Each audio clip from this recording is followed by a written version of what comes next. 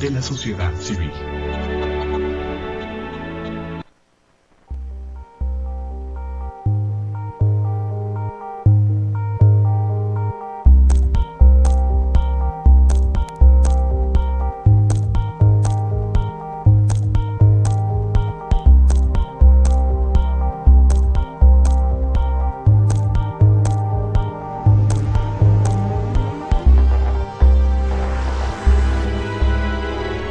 Canal Patrio, voz e imagen de la sociedad civil.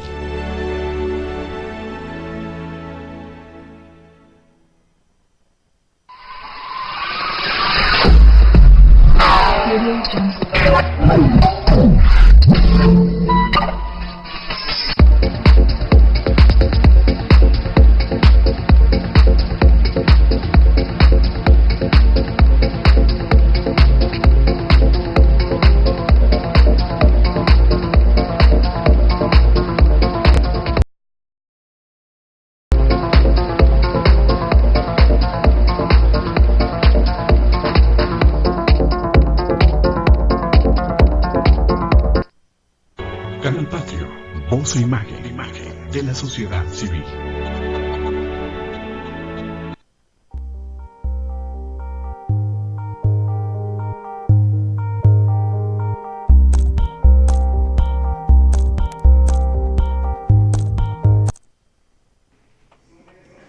Hola, ¿qué tal? Buenas tardes. Soy Jesús Zapata en su programa, Gestión Social. Los saludamos en este jueves 7 de noviembre de 2013. Esperamos mucha participación de ustedes, ya sea a través del chat o a través de los celulares, porque hoy tenemos un tema sumamente interesante. Yo le agradezco mucho al filósofo Slayman Bonilla Núñez, porque él forma parte del equipo de Gestión Social, que haya tenido la gentileza de ser el conducto para una invitación al filósofo también, Jorge Eduardo Bonilla Ortiz, quien hoy está con nosotros y a quien le damos la más gentil bienvenida. Pues muchas gracias, buenas tardes, y es un honor estar aquí. Gracias, Slayman, gracias por esta responsabilidad que tú tienes. De veras, yo te admiro. Eres una persona joven. Cuando tú te comprometes a algo, lo haces de una manera intensa, de veras, ¿eh? Te dedicas. Y cada vez que nos traes aquí un tema al programa, como el día de hoy, en el que vamos a pedirle a Jorge Eduardo que nos hable de este estilo, podría ser. Exactamente. Quod libet. Pero además, el día de hoy, hablando de la Iglesia Católica, pero además hablando de lo que está causando lío, podríamos decir. Lío, es la palabra que él usó. Del Papa Francisco. Este argentino Sergio Mario Bergoglio. Jorge Mario Bergoglio, que de veras está revolucionando muchas cosas al interior de la Iglesia Católica. Así que el micrófono es tuyo, veo que traes mucho material. Sí, pues sí, es que es un tema aparentemente simple, pues se trata de ver el lío que se está armando, pero por lo mismo hay que ir desliando esto. Sí. y tenemos que tratar de enfrentar esto de muchas maneras.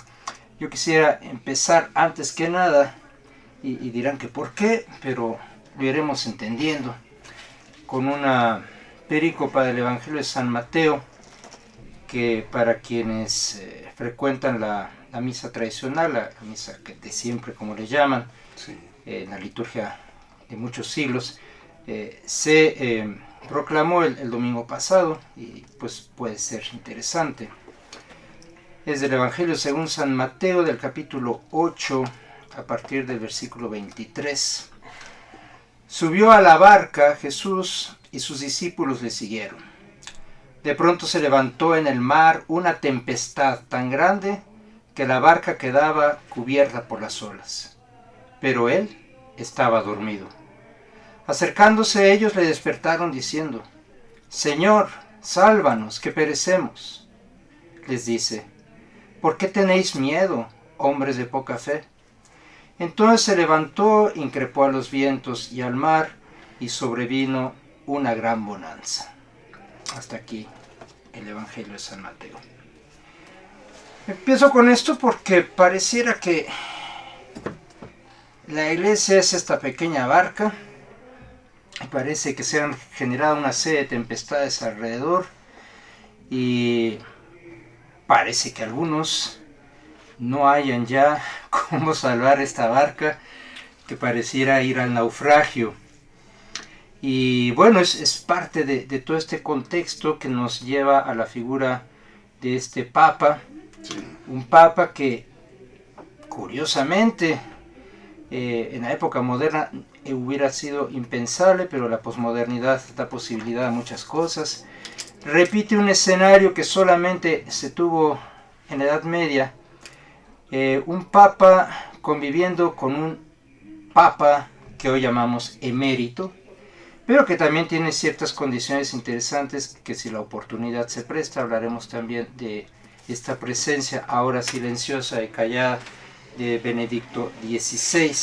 Y este es un poco el contexto donde hay que entender el lío que se está armando, porque pues en la mentalidad de esta generación que hoy vivimos, es difícil entender cómo puede estar un papa viviendo en el Vaticano junto a otro papa viviendo en el Vaticano, ninguno viviendo en las habitaciones papales, uno en un hotel, que es la casa de Santa Marta, es un hotel para el clero, y el otro en un monasterio, entre comillas, un monasterio sin monjas y sin monjes, que es en realidad una casa de retiros.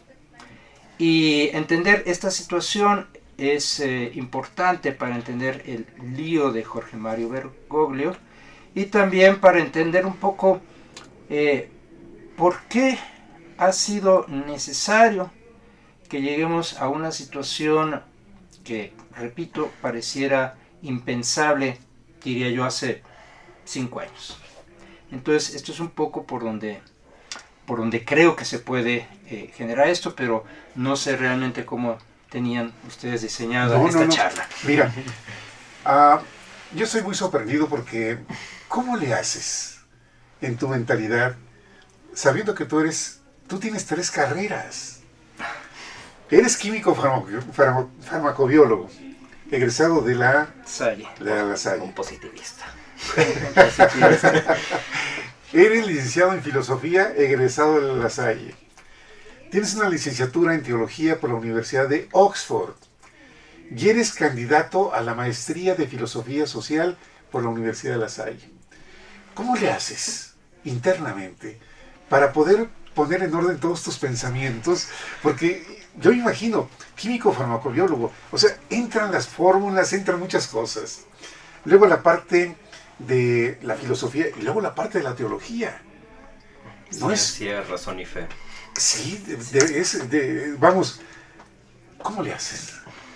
Pues no sé, yo nunca me he preguntado esto. Para mí es una misma cosa, es finalmente la búsqueda de la verdad. Sí. Un poco creo que por eso fue el camino, ¿no? Yo entré a la química, pues de hecho químico farmacobiólogo. Al principio yo pensaba ser biólogo, pero la química le daba sustento a mucho de la biología. Finalmente somos sistemas químicos. En ese sentido muy positivista, la química la podemos reducir a un conjunto de reacciones químicas bien organizado, y ahí estamos, vivos. En el momento que se altera alguna de esas reacciones, ese es el sistema, ¿no?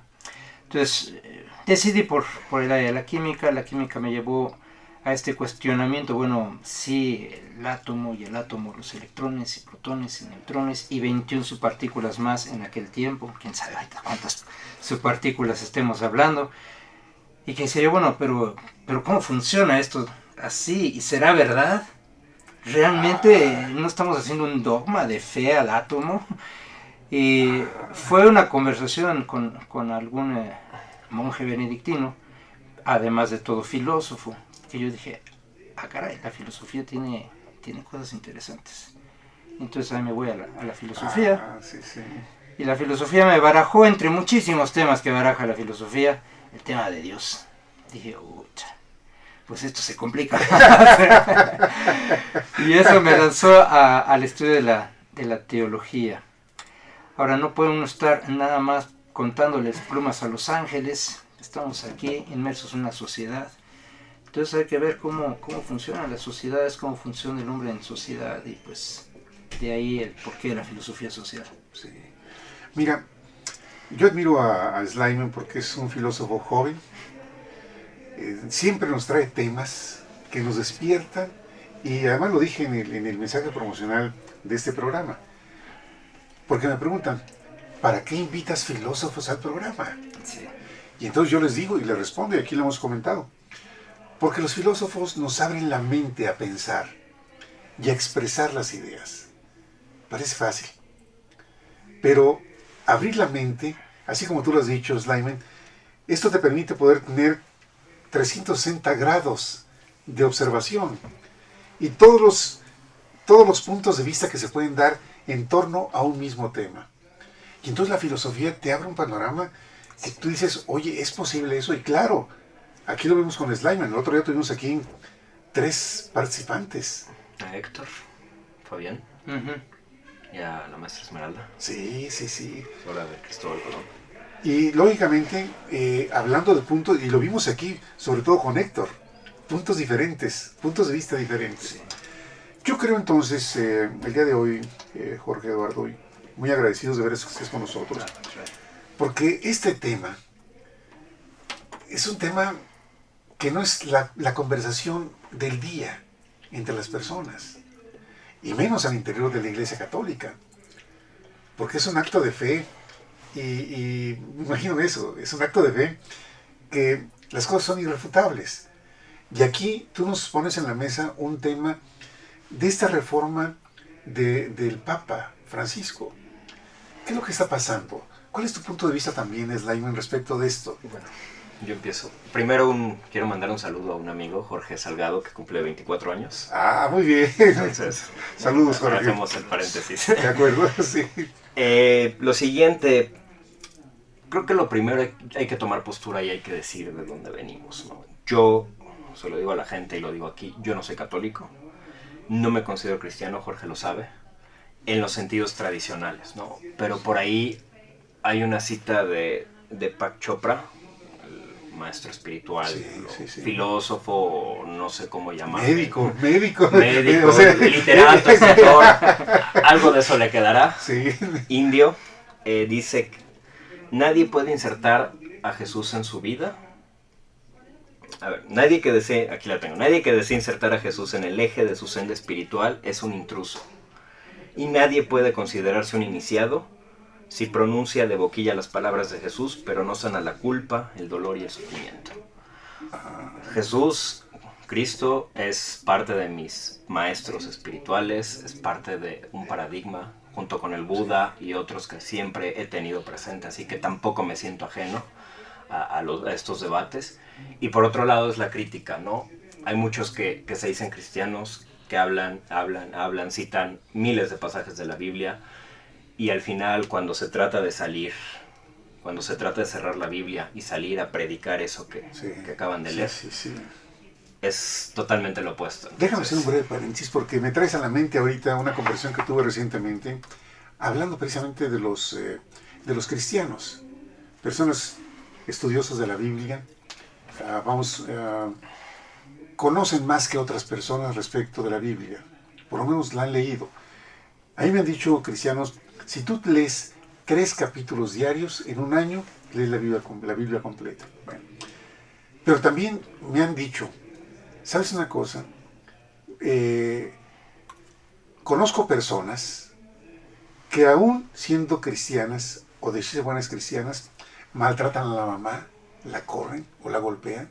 Que tú dices, ¿cómo es posible que alguien que se diga cristiano, a propósito de las palabras que tú mencionas, puedan caer en esas atrocidades humanas, en esas contradicciones? Sí.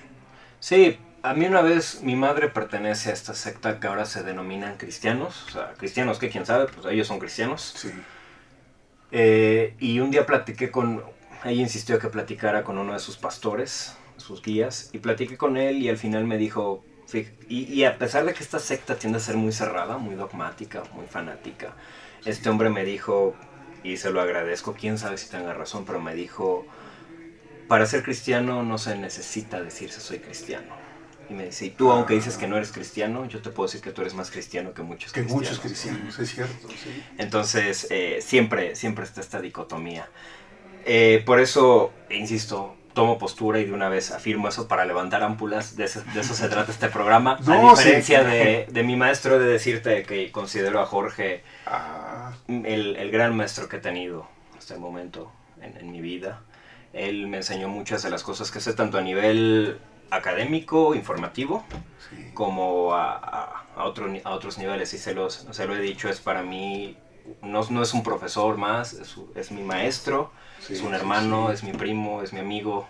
Entonces, y él sí profesa el credo católico, ¿no? Entonces, de ahí podemos empezar a generar debates y las posturas encontradas Claro, van a surgir claro. seguramente. Este es un ejercicio por lo visto de quod libet, o sea, el tener estas posturas, Exactamente. pero además con esta espontaneidad, porque no es un foro convocado para que las personas vengan, como el caso de ustedes, ya con un trabajo preparado, presentarlo, sino espontáneamente hablar de este tema.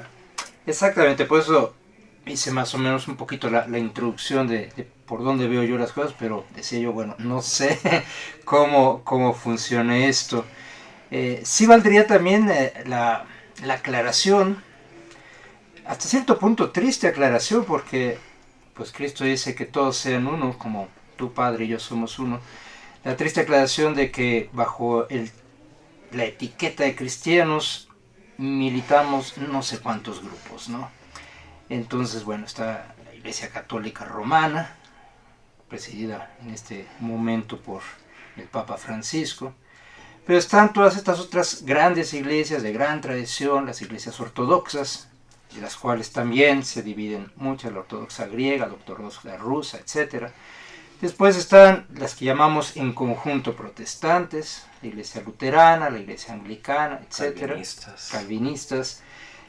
Y luego de ahí, bueno, toda una variedad, digámoslo así, variedad de interpretaciones que tristemente se van desmembrando en vez de irse consolidando, se van desmembrando y formando todo esto, como decías tú, sectas, en el sentido no peyorativo, porque a veces usamos esa palabra un poquito peyorativa, no es una secta, no, en el sentido de que es un sector, es una sección. Y pues al interior de la Iglesia Católica, y esto es parte del lío aquí, al interior de la Iglesia Católica, que se profesa a sí misma una santa católica y apostólica, a partir del Concilio Vaticano II, sobre todo ya de las aplicaciones del Concilio Vaticano II, se empezaron a generar también ciertos, todavía no sectas, pero sí ciertos bandos en cuanto a la aceptación y la interpretación de esto, ¿no?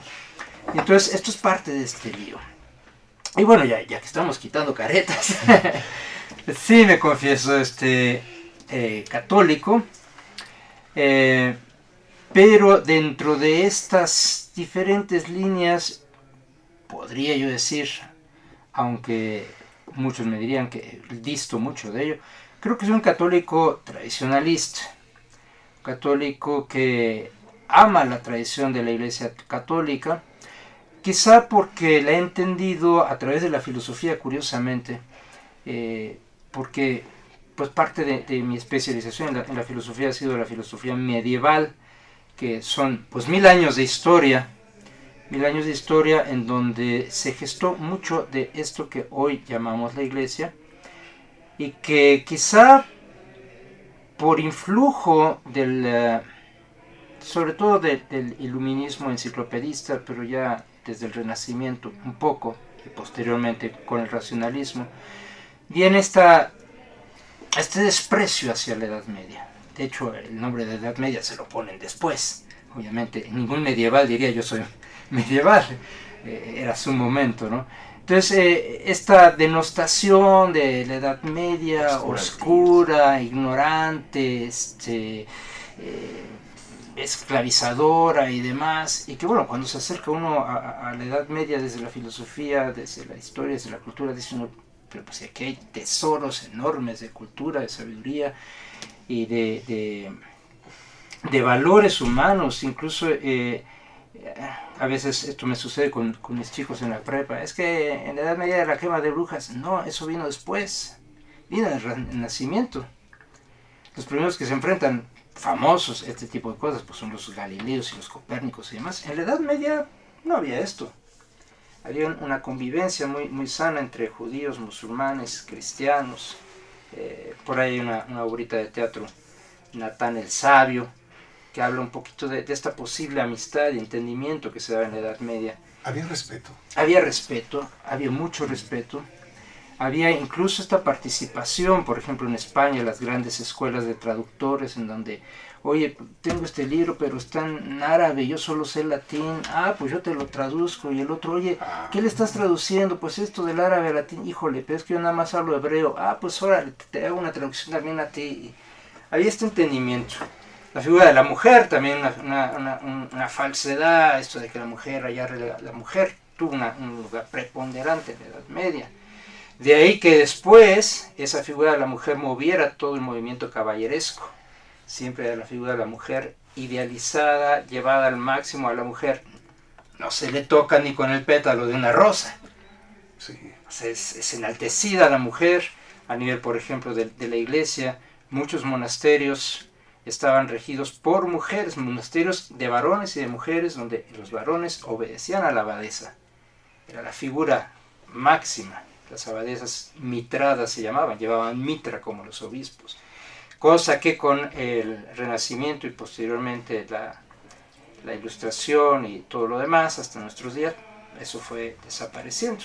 Pero por eso es que yo amo esa tradición, porque es una tradición que nos lleva mucho más al espíritu propio de la Iglesia Católica. Y aquí, con esto cierro este pequeño comentario. De aquí el lío que se está armando aquí. Porque o se trata de una reinterpretación, relectura, o se trata de generar algo nuevo, no lo sé. Pero en un momento dado cabría la pregunta, bueno, si hay este abanico de posibilidades, ¿qué necesidad de un buen sector de los que hoy se llaman católicos, incluyendo al Papa Francisco, qué necesidad de destruir toda una tradición si ya hay las opciones? Bastaría con decir, bueno, vayámonos al luteranismo, por decir algo, ¿no? Vayámonos por allá ya está la mesa puesta. ¿Para qué revolvemos aquí los cachivaches, no? Entonces, en ese sentido es donde está el punto. Una reforma, una revolución, o quizá una deforma o una deformación de la Iglesia Católica es a lo que nos estamos enfrentando en estos momentos. Yo, Sí, del vale. tema, como lo tenía pensado, esto es improvisación, esto es lo que vaya saliendo, yo estaba viendo más bien, muy similar a lo que dijo Jorge, los diversos grupos, ¿no? La iglesia primitiva y la iglesia actual, parece ser que siempre ha habido diversos grupos y siempre ha habido confrontaciones, es más, ni siquiera cuando ya es iglesia institucionalmente, desde los primeros apóstoles, desde los evangelistas, que si Pedro contra Pablo, que si Juan, que si que si aquel, que si tomamos, luego ya cuando se institucionalizan los primeros concilios, que si es en el Padre, que si es del Padre, que si es con el Padre en el credo, que es cuántos ángeles caben en un alfiler, que si teníamos ombligo, que si Adán tenía ombligo, porque era el primer hombre, disputas y disputas, algunas entendibles desde hoy en día, otras que hoy nos parecerían absurdas, como lo de Adán o como lo de los ángeles. Pero bueno, disputas, y parece esto, alguna vez leía, y se lo enseñé a Jorge cuando estudiaba filosofía en La Salle, un artículo, en donde decían es que lo que no hemos entendido es que la Iglesia Católica, el Vaticano específicamente, porque quizá la Iglesia Católica es más grande que el Vaticano, pero el Vaticano es un Estado. Y como todo Estado, hay política, hay políticos. La gente lo quisiera ver como una especie de Estado santo, ¿no? Pero no, es un Estado de seres humanos donde se practica la política y donde parece que hay, como en Estados Unidos o como en México, el Tea Party, o sea, la extrema derecha o el PAN, que aquí igual y no sabemos ya cuál, en México izquierda, centro derecha, ¿no? Como decía la maestra Esmeralda, esto parece partido de fútbol y que sí centro derecha, delantero izquierda. Pero hay alas y hay progresistas, hay radicales, hay conservadores, hay la teología de la liberación. Existe todo un abanico, como dice, y que siempre se ha enfrentado. Y ahora viene este hombre y una serie de temas que parecían ser un tabú en la Iglesia Católica empiezan a relucir. Quizá por las redes sociales y la era en la que vivimos ya no es posible ocultarlos tanto, desde los casos de los sacerdotes pedófilos hasta los homosexuales, que ya como grupo minoritario, pero ya reconocido por diversos estados, empiezan a pugnar por decir: yo quiero ser católico. O sea, yo me confieso, yo quiero seguir lo que dice el catolicismo, pero tengo una condición que desde mi punto de vista es, bueno, en ciertas personas puede ser formado socialmente, como un poco en ciertas posturas psicológicas, psicoanalíticas, y en otras posturas es genético. Pero digamos, entre comillas, natural, entre comillas. Entonces llegan y dicen: yo no soy libre en la cuestión del amor, o sí soy libre de elegir, pero de alguna forma ya nací con esto desde pequeño o desde adolescente. A mí me gustan los hombres o me gustan las mujeres. No puedo cambiar eso, o sea, no es que un día agarre yo, me ponga la varita y diga ya, ¿no? Ya me gustan los hombres, me voy a curar. Inclusive lo he hablado con Jorge. Según las academias estadounidenses y de otros países, la homosexualidad, por ejemplo, no es una enfermedad, porque no hay cura. Para que haya una enfermedad debe haber una patología, una sintomatología, y una cura. Y actualmente al menos ni hay sintomatología, o sea, un homosexual es perfectamente sano, su capacidad neuronal, su sistema nervioso, todo, lo físico, y no hay así como tómate esta pastilla y dejas de ser homosexual. Por tanto, no se puede considerar como una enfermedad desde el punto de vista médico y psicoanalítico. Eso también lo platiqué en alguna ocasión con un psiquiatra, un doctor allá en el CIDEM, donde estudió la maestría, que fue presidente de la Sociedad Latinoamericano-Mexicana de Psiquiatría, alumno de Fromm, Ruiz Tabiel, se apellida. Y decía: no es ni desde el punto de vista psiquiátrico siquiera. Entonces tenemos estas personas que se asumen homosexuales y dicen: pero yo quiero seguir las enseñanzas de la Iglesia Católica. Pero la Iglesia Católica los rechaza, ¿no? Parece como que en vez de que la Iglesia debiese ser la que... Claro. No a todos, no siempre, pero la Iglesia es este pastoreo, estas metáforas, y hay personas, minorías, el aborto, que se quieren considerar católicas, que incluso están dispuestas a asumir la vida, a veces más que hasta los que se dicen cristianos y son heterosexuales y no abortan y eso, y no se les permite. Entonces llega este hombre y empiezan a salir estos temas a relucir y empieza a mostrar posturas, no sé si mejores, pero distintas a las que se habían mostrado hasta el momento. Sí.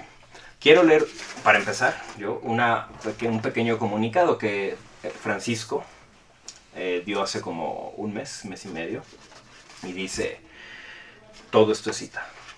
Necesitamos santos sin velo, sin sotana. Necesitamos santos de jeans y zapatillas. Necesitamos santos que vayan al cine, escuchen música y pasen con sus amigos. Necesitamos santos que coloquen a Dios en primer lugar y sobresalgan en la universidad. Necesitamos santos que busquen tiempo para rezar cada día y que sepan enamorarse en la pureza y castidad, o que consagren su castidad. Necesitamos santos modernos, santos del siglo XXI, con una espiritualidad insertada en nuestro tiempo. Necesitamos santos comprometidos con los pobres y los necesitados y los necesarios cambios sociales. Necesitamos santos que vivan en el mundo, se santifiquen en el mundo y no tengan miedo de vivir en el mundo. Necesitamos santos que tomen Coca-Cola y coman hot dogs, que sean internautas y escuchen iPod. Necesitamos santos que amen la Eucaristía y que no tengan vergüenza de tomar una cerveza o comer pizza el fin de semana con los amigos. Necesitamos santos a los que les gusta el cine, el teatro, la música, la danza, el deporte. Necesitamos santos sociales, abiertos, normales, amigos, alegres, compañeros. Necesitamos santos que estén en el mundo y que sepan saborear las cosas puras y buenas del mundo, pero sin ser mundanos. Entonces, hay una serie de cuestiones en esto, y yo lo que quiero plantear desde un inicio, desde mi punto de vista, la Iglesia Católica y lo que se llaman iglesias cristianas en general han secuestrado a Cristo.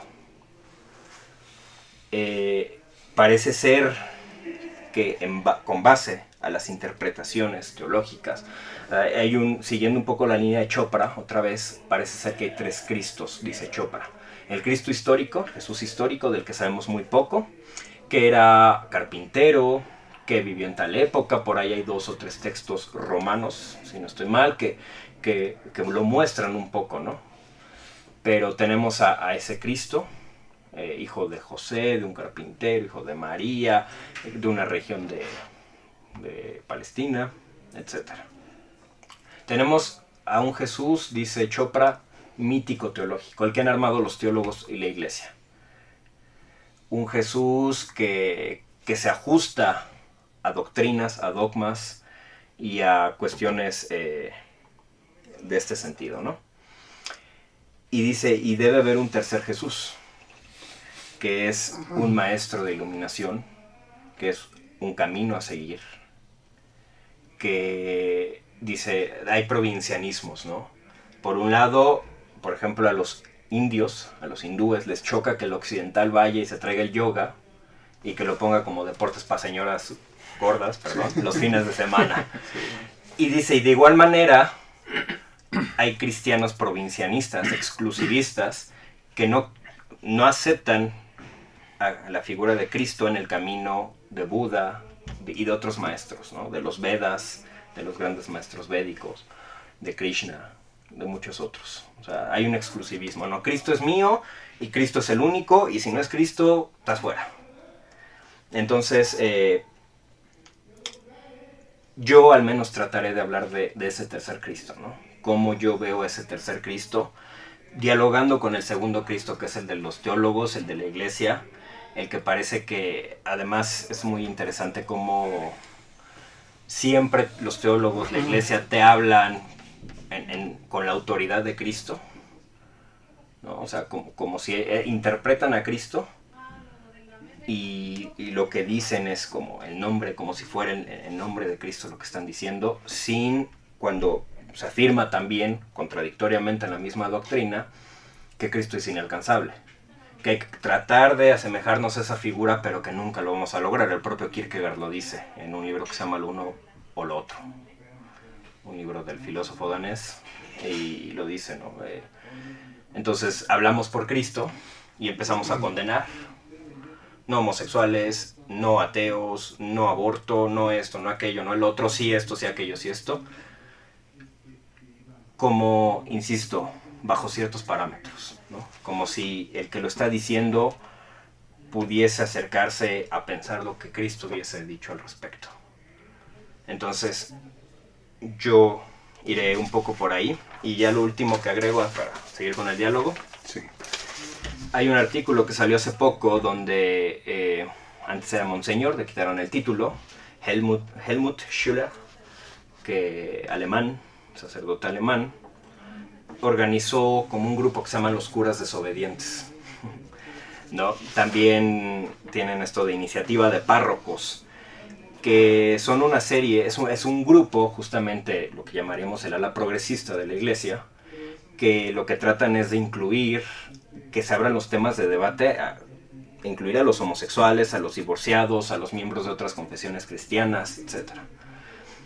Y justamente pues están pidiendo diálogo con el Papa, ¿no? Es esta nueva ala, y lo de la reforma es ver si Bergoglio representa realmente una apertura a estos temas, o representa la tradición, o debemos regresar a la tradición y quedarnos en ella, si la Iglesia Católica debe renovarse como institución. La doctrina de Cristo ahí está, lo que dijo Cristo ahí está, digo, hay interpretaciones, hay exégesis, hay hermenéutica, pero ahí está, ¿no? Eso no lo cambia ni el Papa ni nadie. Lo que van cambiando son las interpretaciones. Y la pregunta es si la Iglesia debe interpretar o reinterpretar de acuerdo a los tiempos en los que vivimos. Sí. Porque queda claro en la Edad Media, por ejemplo, el tema de la mujer, ¿no? Que si él estaba leyendo, en el 390 se encuentran los llamados evangelios gnósticos, el evangelio de la verdad, el evangelio de Tomás, el evangelio de María Magdalena, aislados por la Iglesia Católica. Y en el Evangelio de la Verdad, por ejemplo, se habla de que las mujeres en los primeros siglos del cristianismo podían oficiar la misa. Había sacerdotisas. Y entonces la pregunta es hoy, Jorge una vez me dio una explicación, quizá la pueda dar ahorita, pero de todas formas la pregunta es, ¿y por qué hoy no? Se lo acaban de preguntar a Francisco, le hicieron varias preguntas sobre los Batilix y ahorita iré mencionando eso.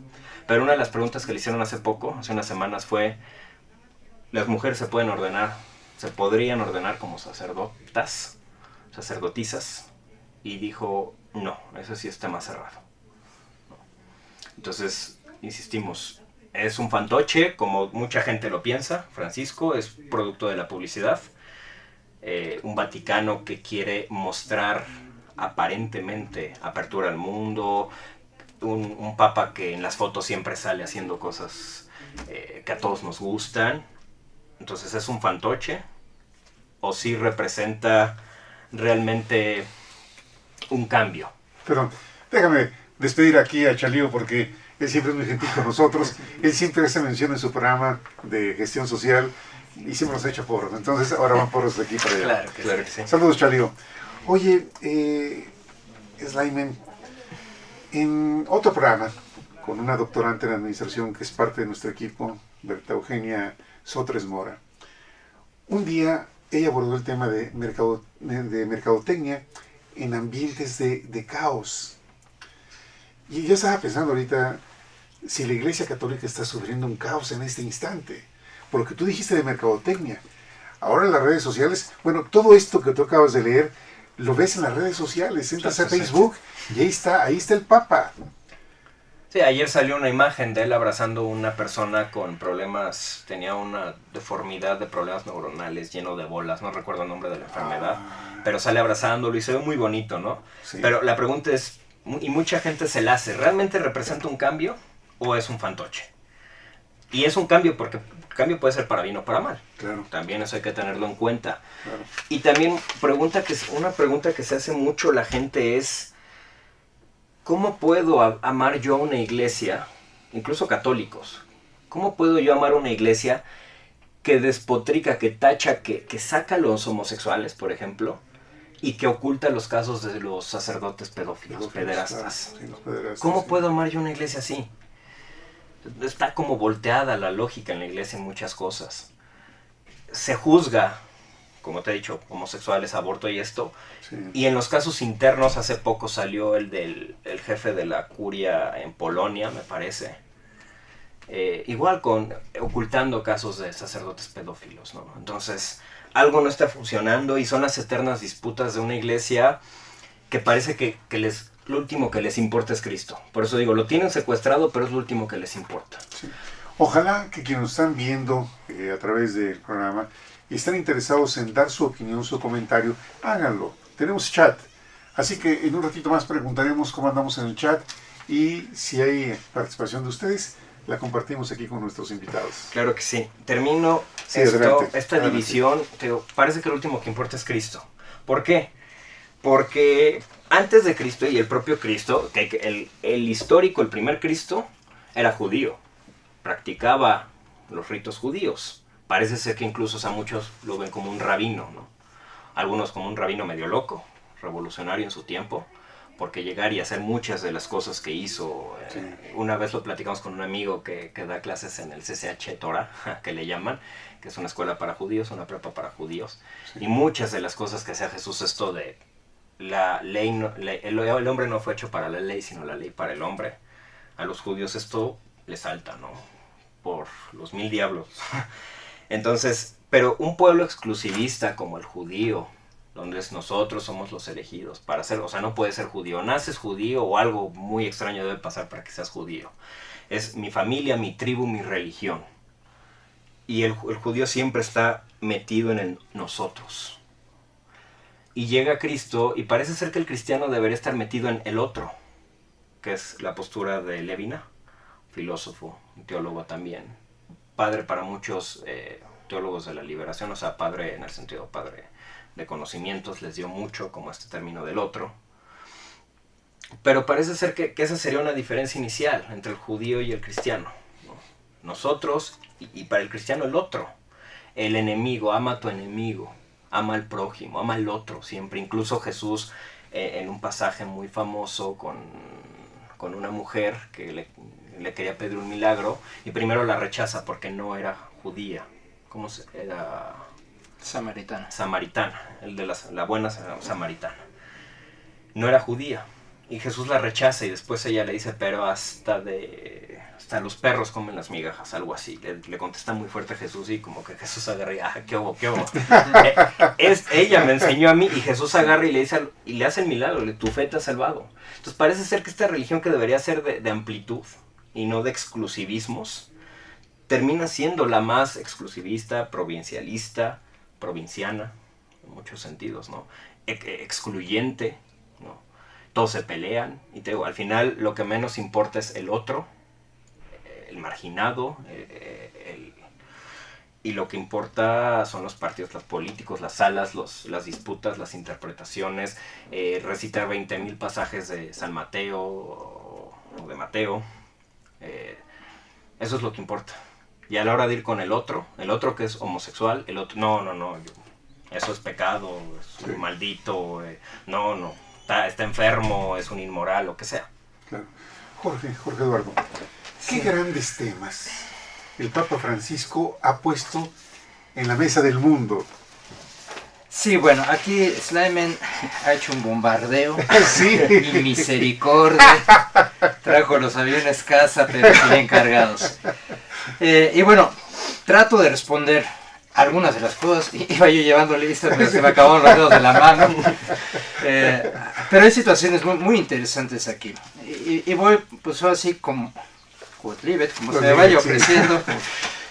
Apenas el martes 5 de noviembre del 2013, en el periódico Universal, en la sección El Mundo, aparece un texto de un corresponsal, Jorge Gutiérrez, que en realidad está citando a algunos analistas, particularmente italianos, entre ellos a Alberto Bobbio, un analista italiano, a Bruno Ballardini, etc.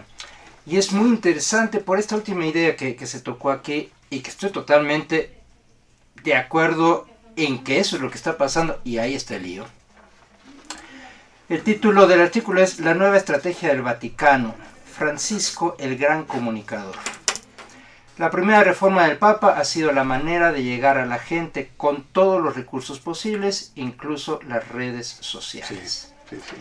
Y aquí habla precisamente de cómo este nuevo Papa, en ese sentido, está cambiando muchísimas cosas, pero hablaban de mercadotecnia y aquí está una cita que parece a la medida.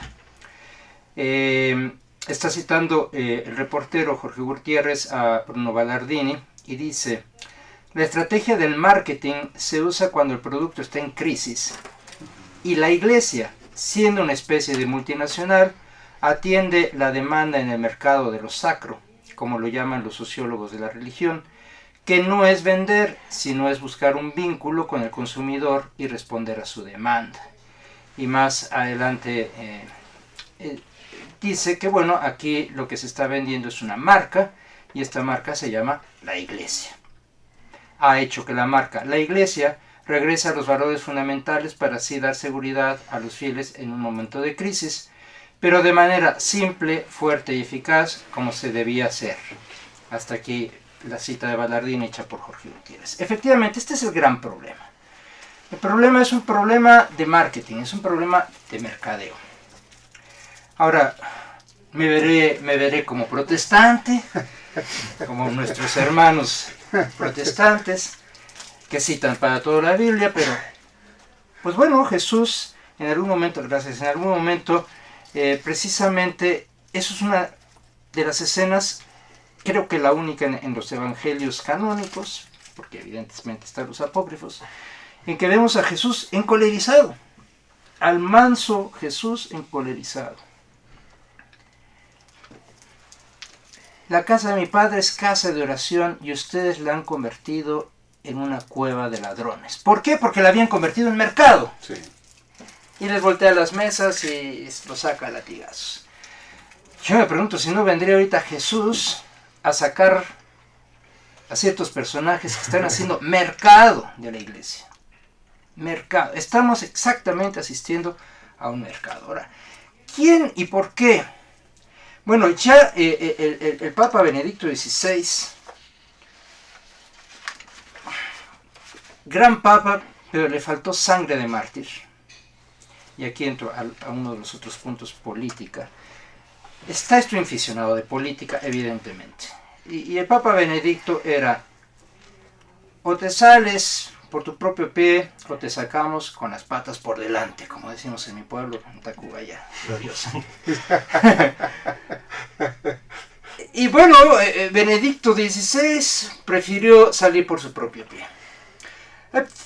Fuerzas políticas tremendas dentro de la iglesia. Ahorita señalaré algunos detalles de cuándo comienza eso, dónde explota esto y hacia dónde va esto. Pero quiero cerrar con lo de los medios, porque su santidad Benedicto XVI, en su encuentro con los hermanos del episcopado y el sacerdocio en la sala Pablo VI, en el último encuentro ya para salir, hace... Este documento es interesantísimo, ojalá lo puedan buscar, se encuentra en la página del Vaticano, tal cual es el encuentro con los párrocos y el clero de Roma de Benedicto XVI. Dicen, no tenía yo preparado nada, pero dadas las circunstancias, bueno, más bien voy a hacer una especie de platiquita de lo que me acuerdo que ha pasado en la iglesia.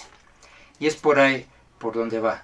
Dice varios puntos, habla del Vaticano II, que ahorita voy a tocar esto, habla de las reformas litúrgicas, habla de las alianzas que se estaban dando entre los diferentes padres conciliares, pero voy a lo de los medios.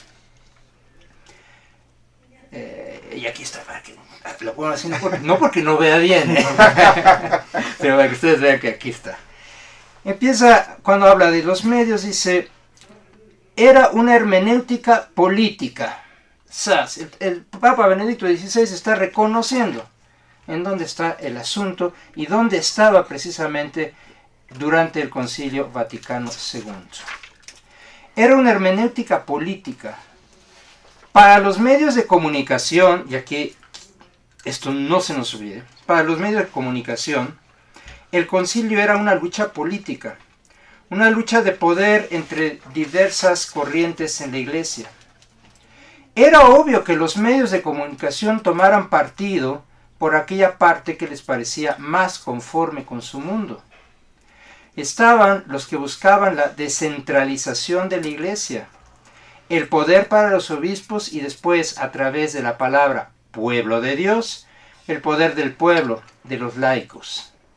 Estaba la triple cuestión, el poder del Papa, transferido después al poder de los obispos, y al poder de todos, soberanía popular. Para ellos, naturalmente, esta era la parte que había que aprobar, que promulgar, que favorecer. Interesantísimo señalamiento de Benedicto XVI. A eso es a lo que estamos asistiendo. Parte de tu discurso no deja de ser un discurso político y un discurso político manipulado por los medios. Los medios subrayan lo que quieren y cuando quieren y callan lo que quieren y cuando quieren. Curiosamente llega Francisco y de pronto los grandes temas, los enormes temas, se callan. ¿Qué pasó entonces con lo de los pederastas? Ya nadie habla de pederastas. O ya no se habla, ya no están sonando. Ya no suena Batilix. ¿Batilix? Eso ya pasó. Ya no suena la cuestión, por ejemplo, del celibato. Ya no cuenta un tema que estuvo a nada de resolverse, que fue la total reasimilación de la fraternidad de San Pío X, los llamados comúnmente lefebristas, a quienes Benedicto XVI levantó la excomunión, que había sido una excomunión de carácter político, que levanta la excomunión, que entra en una serie de cuestiones de disputas teológicas por más de 2 años, y que era cuestión de sentarse y firmar. Y que, como muy bien señala Monseñor Feli, el superior general de la Fraternidad San Pío X, no firmé porque nunca me quedó claro qué decía el Papa y qué decía el Vaticano, porque el discurso era doble. Era un doble discurso ahí, era le firmo o no le firmo, y el Papa, ándale, fírmale, y los otros, no le firmes, no le firmes. Y una situación política muy tensa. Es una situación política que obviamente se puede remontar muchísimo más atrás. Me podría yo ir pues a fechas muy tardías, pero me quedaré con datos más recientes. Todo esto empieza a principios del siglo XX, finales del XIX, principios del XX. Papa Pío X, a quien le toca vivir la Primera Guerra Mundial, precisamente muere en 1914, se da cuenta de esta intromisión política. De hecho, durante el cónclave que lo eligió a él, el arzobispo, el príncipe arzobispo de Viena, curiosamente, hago esta anotación, pide vetar a uno de los cardenales papables por un interés político del archiduque.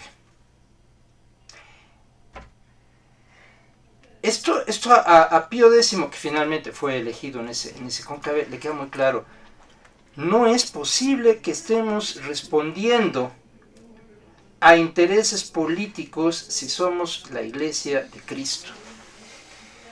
Estamos entonces obedeciendo al Sanedrín, estamos obedeciendo a Poncio Pilato, estamos obedeciendo a Herodes, ¿a quién estamos obedeciendo? Y precisamente uno de los primeros actos que promulga Pío X es la suspensión, la prohibición bajo decreto de excomunión al cardenal que se dejara influir por presiones políticas. Es decir, él advierte muy bien esto. Hay documentos valiosísimos de Pío X que valdría la pena releerlos. Prácticamente todos los documentos que saca Pío X son una joya para entender lo que está pasando ahorita. Y una de las cosas que advierte es esto. Dice, aguas, porque este siglo que está comenzando nos va a llevar a una situación insospechada dentro de la Iglesia, y más vale que desde ahorita estemos alerta para no dejar que se entrometan otros intereses muy fuertes que están moviendo al mundo, que los venían moviendo desde mucho antes, pero que se empiezan a infiltrar.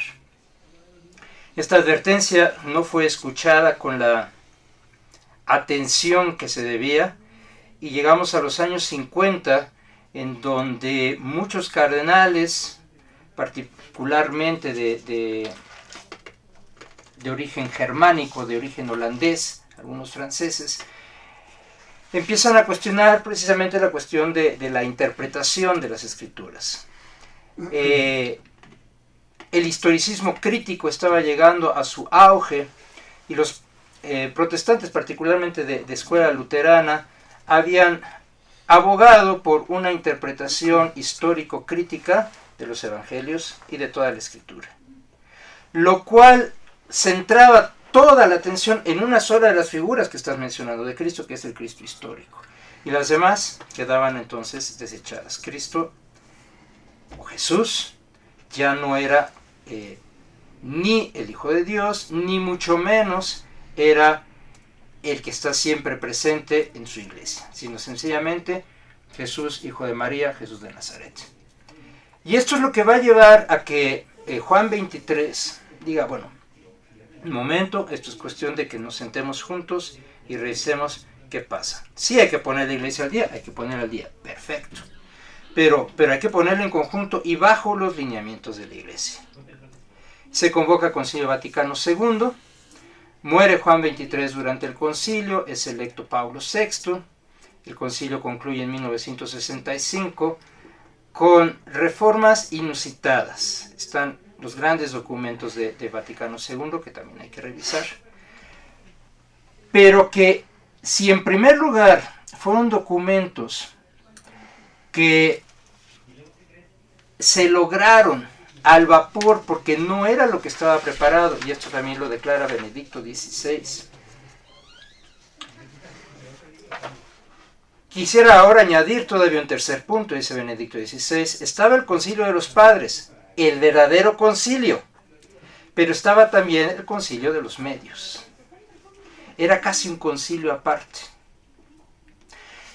Claro, ya desde ahí empezó la idea de vamos a vender el producto llamado iglesia.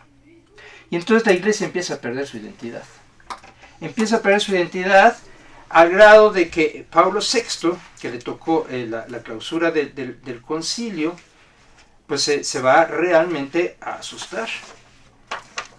El 29 de junio de 1972, en la homilía de la fiesta de los santos Pedro y Pablo, hace un pronunciamiento Pablo VI importantísimo, olvidado. Claro, los medios nos lo han hecho olvidar porque no conviene decirlo.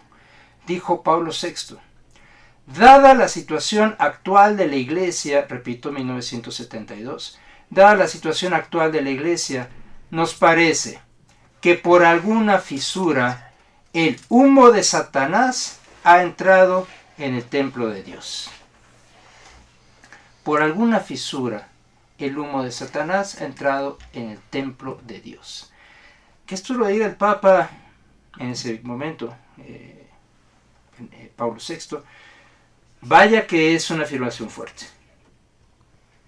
Es decir, lo que ahorita tenemos es precisamente esto que tú señalas.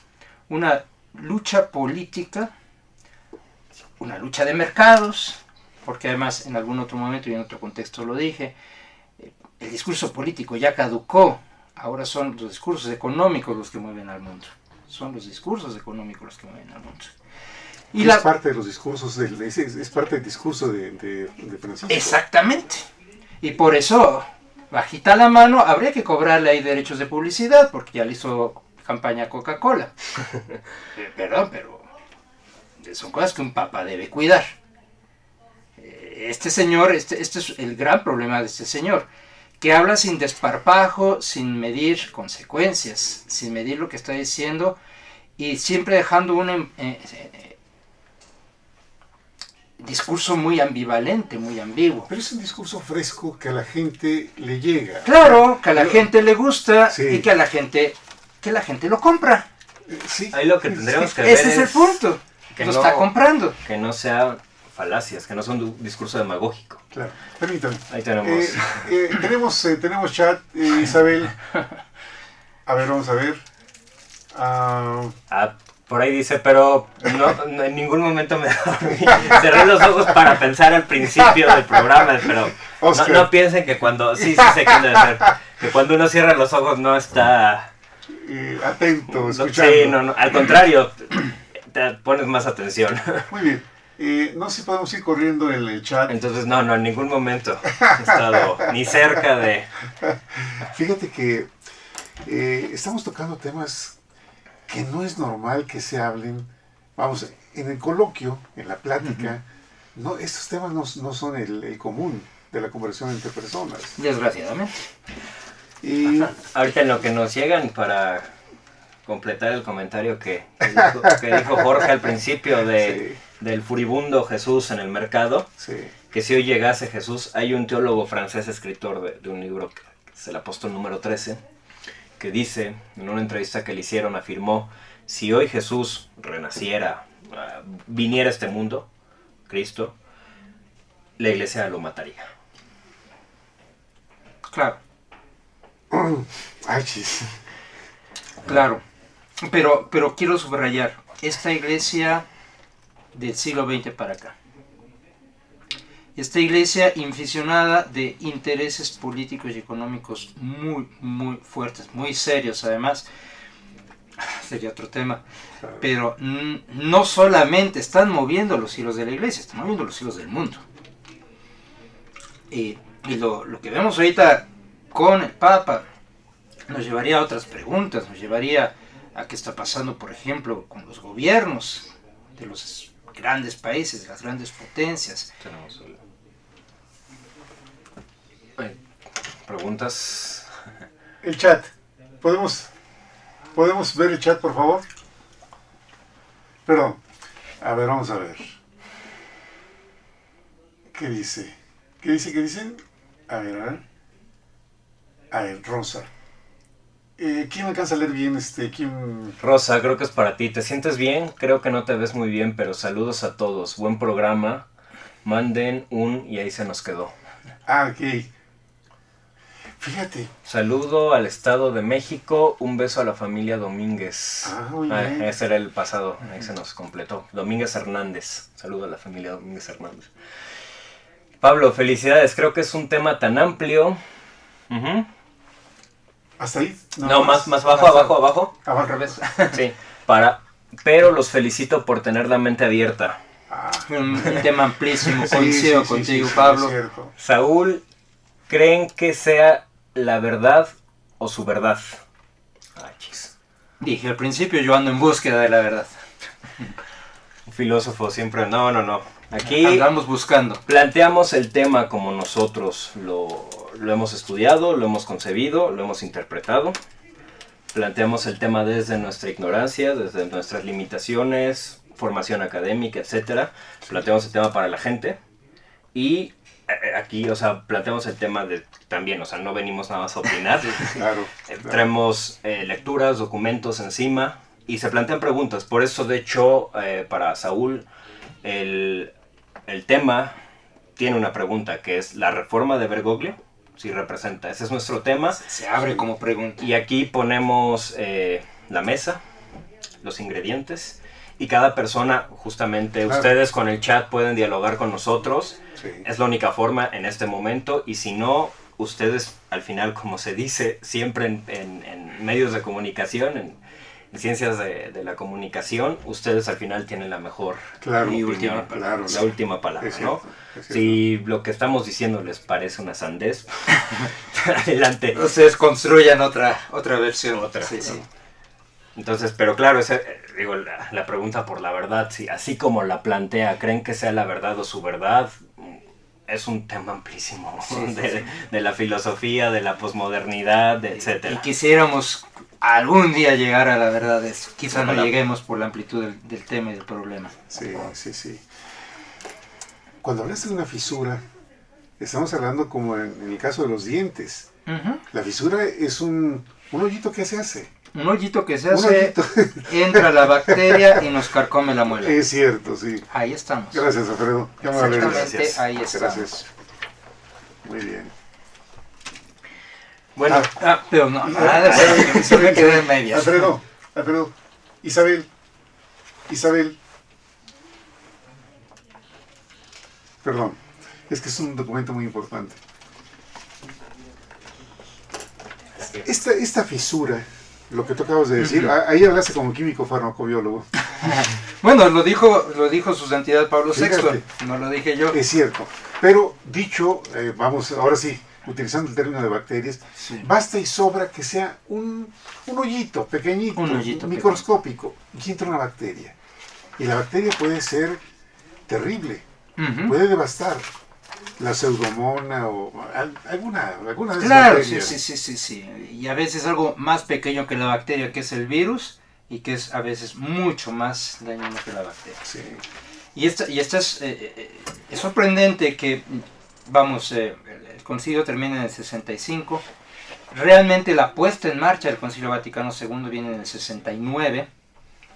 Curiosamente, Jorge Mario Bergoglio ya es ordenado sacerdote según el Novus Ordo del Vaticano II. Es el primer papa que tenemos formado en el Vaticano II. Todavía Benedicto XVI, Juan Pablo II y los anteriores todavía venían formados en la iglesia tradicional. Este viene formado, digamos, lo dijo también Monseñor Felé hace poco, el 13 de octubre. Tenemos un ejemplo purísimo de modernismo en Bergoglio. Pero bueno, el punto decía yo entonces, sí, efectivamente estamos ante una estrategia de marketing, estamos ante una serie de intereses políticos y económicos muy fuertes que, decía yo, no solamente están moviendo los hilos del Vaticano, están moviendo los hilos del mundo, y están precisamente a través de esto, decías tú, pero es que dice cosas que le gustan a la gente. Sí, pero cosas peligrosas y cosas que generan duda y cosas que incluso llegan a ser contradictorias, desde lo más arcano hasta lo más odierno, permitiéndome un lenguaje un poquito medieval, desde lo más antiguo hasta lo más nuevo, que son afirmaciones muy fuertes. O sea, afirmar, tengo aquí una listita así sacada, entresacada, pero la pueden ustedes buscar y ahí está. Diciendo que él cree en un Dios, pero su Dios no es católico. A ver, señor Bergoglio, entonces, ¿qué hace usted presidiendo la Santa Madre Iglesia Católica, Apostólica y Romana? Váyase usted a presidir, pues no sé, el Hare Krishna, ahí tenemos un Dios no católico, o no sé en dónde. Si su Dios no es católico, está usted desubicado, está descolocado. Pero esa es una parte de la frase. No, es el gran contenido que encontramos en Lumen Fidei, en este documento que completa la tríada de los documentos que quería sacar Benedicto XVI. Porque incluso de ahí parte para hacer toda una serie de afirmaciones que encontramos en Lumen Fidei. Tú hablabas de concilios. Efectivamente, en la primera etapa de la Iglesia hubo concilios que fueron los que dan finalmente el acabado, por decirlo así, a lo que será la Iglesia. Y a la gente hoy se le resbala fácilmente porque hay muy poca cultura religiosa en general. En el cristianismo en general, en el catolicismo con mayor razón hay muy poca formación religiosa. Pero está acabando con el dogma de la Santísima Trinidad. Lo dice el documento que es magisterio de la Iglesia, se opone a toda la tradición sobre el dogma de la Trinidad. Esto es peligroso. Gracias. En Lumen Fidei 45, si lo quieren ustedes pues consultar, Lumen Fidei número 45, el último documento, dice, entre otras cosas, nada más así rapidito, dice, el Padre y el Hijo se unen en el Espíritu. Suena bien, suena tranquilo, suena bonito. Momento, va contra lo que estableció el Concilio de Florencia, que las tres personas son una divina naturaleza, una divina esencia, y no se unen dos en una tercera. Claro, dicho así, suena bonito, pero esto empieza a traer consecuencias, porque va a haber gente que evidentemente empieza a hacer sus distinciones, sus interpretaciones. Hablabas, por ejemplo, de las sacerdotisas y de esta afirmación. Claro, lo dijiste muy bien, se encontraron ya pasados algunos siglos este tipo de documentos. Cristo no instituye sacerdotisas, Jesús no instituye sacerdotisas. Es por influjo de las así llamadas religiones paganas, particularmente de origen helénico y de origen latino, que en ese momento son muy fuertes, que se ve la figura de la sacerdotisa, y que dado que San Pablo se dirige precisamente al mundo helénico, pueden darse este tipo de atribuciones que posteriormente los concilios se sientan y revisan y dicen, a ver, un momentito, ¿en qué momento Jesús instituyó un sacerdocio femenino? Y es ahí donde se empiezan a hacer estas distinciones y la Iglesia Católica decide que no hay tal, que la dignidad de la mujer es mucho mayor, porque el sacerdote, la palabra sacerdote significa sacrificador, es el que sacrifica algo para hacerlo sagrado. Sacerdocium, conduce lo sagrado. Pero es un servidor, la palabra la seguimos usando muchísimo, ministro, es un servidor. La mujer está para ser servida en el mundo cristiano original, está para ser servida. ¿Por qué? Porque es la fuente de la vida.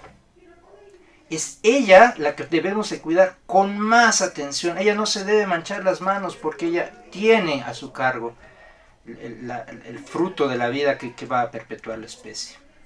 Entonces, no es privar a la mujer de una dignidad, es salvaguardarla de un ministerio que en su forma original, el sacerdote, se mancha con la sangre de la víctima. Entonces, esta era la idea que estaba en el fondo, en el principio del cristianismo. Claro, como ahora se tratan de luchas de poder y la mujer quiere reivindicar ciertos estadios propios del varón, entre otros, adjudicarse cierto poder que le puede conferir el sacerdocio católico hoy, pues entonces viene esa lucha, pero sin entender realmente cuál es el sentido del sacerdocio. Espérame. Calvarito. Viene esta idea también interesante. Ya desde antes de Francisco ha habido toda una pastoral por los homosexuales. Existe de hecho a nivel mundial un movimiento movido aquí en México por un sacerdote, no me recuerdo ahorita su apellido, se llama Padre Bonifacio, en Cuernavaca está muy vinculado con los benedictinos de Cuernavaca. En alguna página sale que él es benedictino, no es benedictino, lo que pasa es que está muy vinculado con ellos. El movimiento se llama Courage, coraje, valentía, que es precisamente una pastoral para homosexuales. La iglesia los acoge, por supuesto que los acoge, no los desecha. Los desechamos nosotros, la sociedad los desecha. La iglesia no los desecha. Pero evidentemente hay fundamentos en la Sagrada Escritura que si la iglesia los considera sagrados, no los puede desechar. Y hay una serie de textos en la Sagrada Escritura donde desde una metafísica muy simple, desde una antropología muy simple, una conducta homosexual desdice la esencia del ser masculino o del ser femenino. Entonces, desdecir el ser es Dios, se desdice a Dios. Entonces, lo que se trata es que estas personas asuman su ser.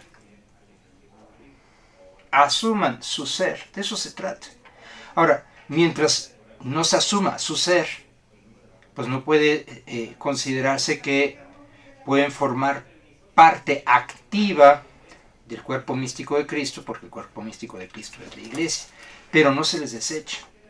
Pero bueno, ya vi que estamos con cuestión de tiempos. Pero sí te pediría si pudiéramos hacer, vamos, muy compactado. Exactamente, Sí. es lo que quiero. Gracias. Entonces, precisamente porque tenemos ya poco tiempo, yo quisiera entonces señalar algunas ideas interesantes.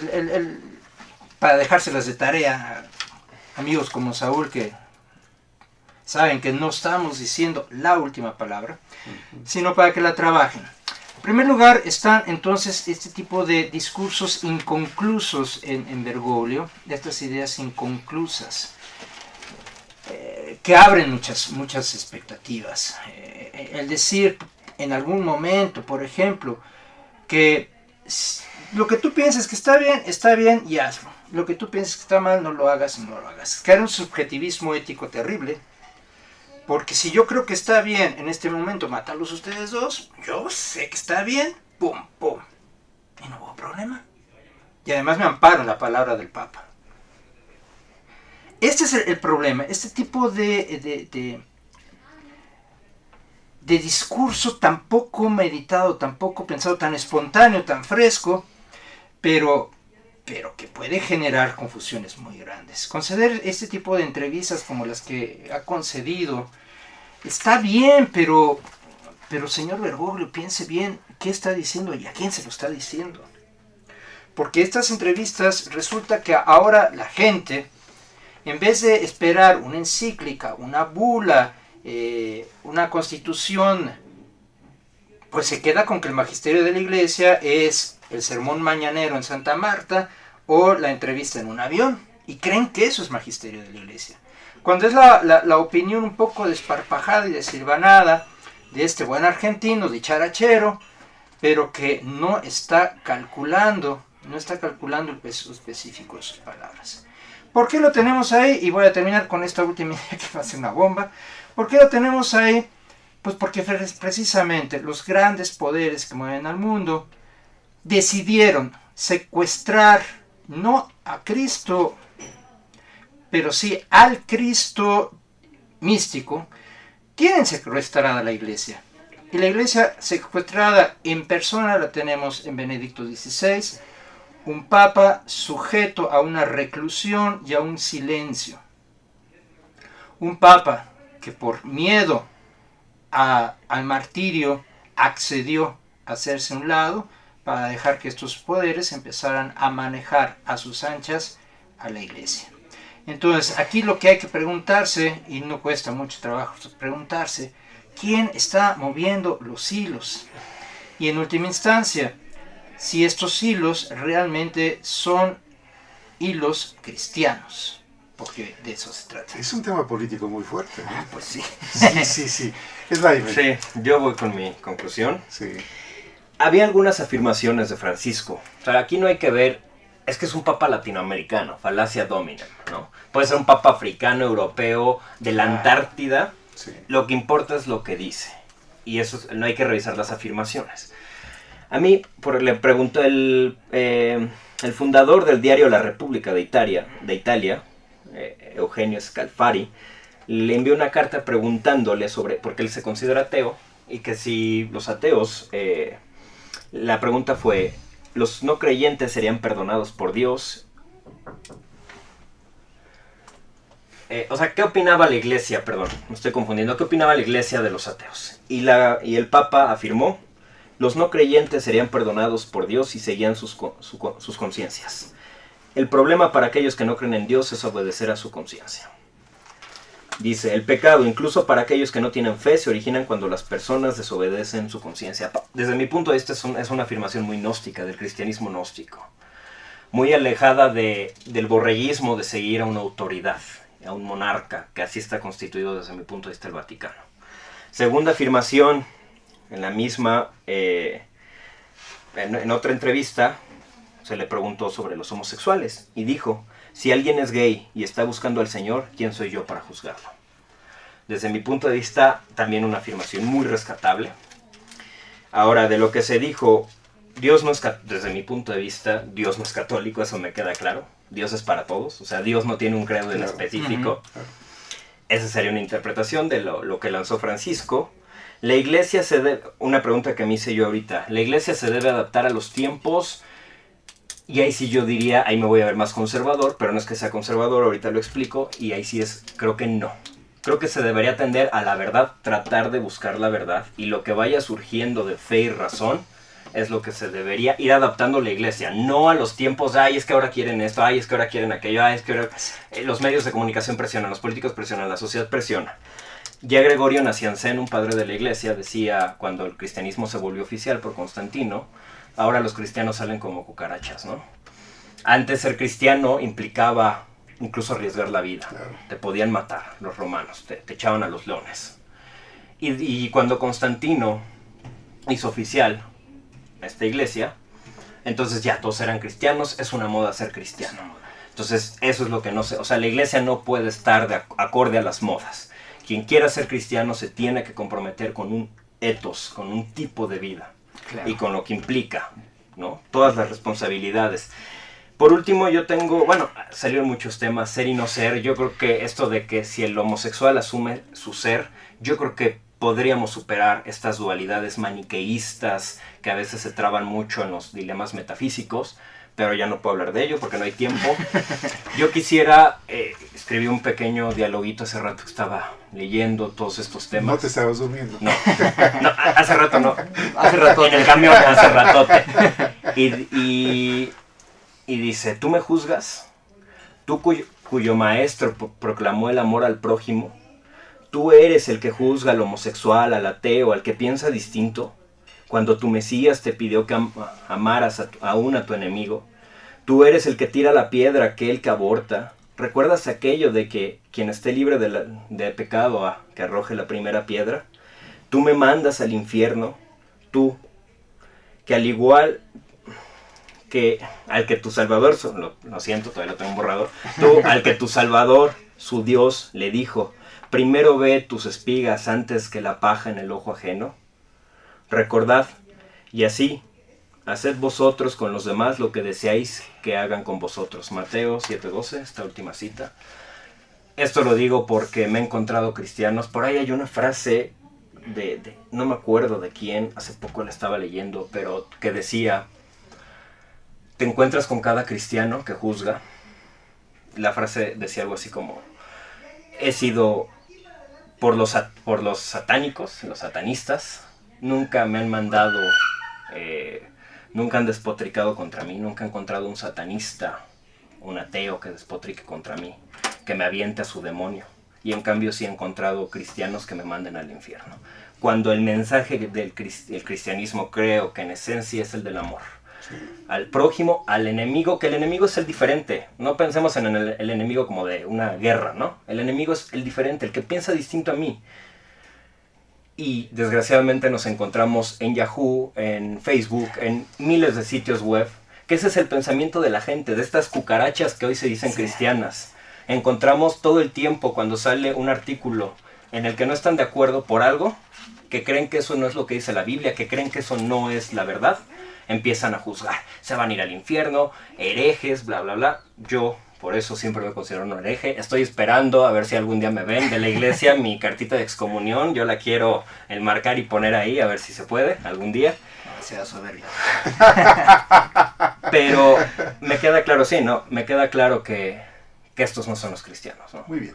Mira, han dejado ustedes un tema polémico en la mesa. Y seguramente algo va a pasar, porque luego recibo comunicaciones en internet y vamos a comentarlas. Yo creo que el tema nos da para más. Así que están abiertas las puertas, Jorge Eduardo, Gracias. para que con Slayman estemos aquí nuevamente con la presencia de Con ustedes. todo gusto. Déjenme leer un documento que además me emociona mucho. Es un testimonio de agradecimiento a ti, Jorge Eduardo. Dice así: el Consejo Nacional de Organizaciones y Canal Patrio otorga el presente reconocimiento a Jorge Eduardo Bonilla Ortiz, catedrático y filósofo de la Universidad La Salle, por su valiosa participación en el programa Gestión Social, grabado y transmitido por Canal Patrio TV. Y firman el licenciado Roberto Villaseñor Aceves, que es nuestro director del Consejo Nacional de Organizaciones y de Canal Patrio. Firma también nuestra directora de producción, que es Isabel. Ella está siempre, vamos... Tras bambalinas. Tras bambalinas, exactamente, ella no está aquí. Y también, modestamente, aparece la firma de tu servidor. México, Distrito Federal, a 7 de noviembre del 2013. Pues agradezco muchísimo, no el documento, sino el espacio y la presencia, que es lo que más llena. Ahí coincido con Francisco, cada encuentro enriquece muchísimo y lo lleva a uno a volver a pensar y a volver a querer tener otro encuentro. Y pues me han hecho la invitación, yo sí me voy a tomar esa invitación en serio. Muy bien. Ojalá tengamos oportunidad, porque Claro sí, que sí, se quedó claro. mucho sobre la mesa. Mucha tinta en el tintero y hay mucho que decir y escribir y resolver. Y bueno, estamos en esta búsqueda de la verdad y pues solamente refiriéndonos a esto de los Twitters, Facebooks, Yahoos y demás cosas. Mateo 15:14, y con esto cierro. Dejadlos, ciegos son guías de ciegos, y si el ciego al ciego guiare, ambos en el hoyo caerán. Muchas gracias a todos por haber estado con nosotros. Gracias, Jorge Eduardo, gracias, Slayman. Gracias, Jesús. Gracias a ustedes por habernos acompañado. Les apreciamos mucho toda su presencia en el chat, porque cada punto, cada comentario nos da un margen muy importante para poder ampliar lo que aquí se dice. Gracias mil, nos veremos aquí, Dios mediante, el próximo martes. Hasta pronto, pásenla bien. Canal Patrio, voz e imagen de la sociedad civil.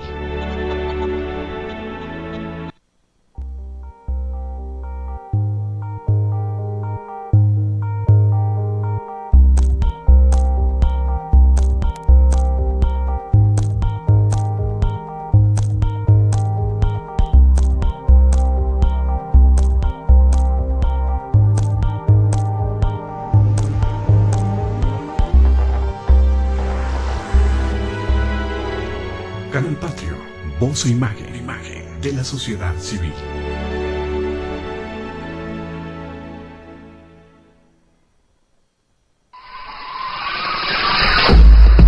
Radio Jungle.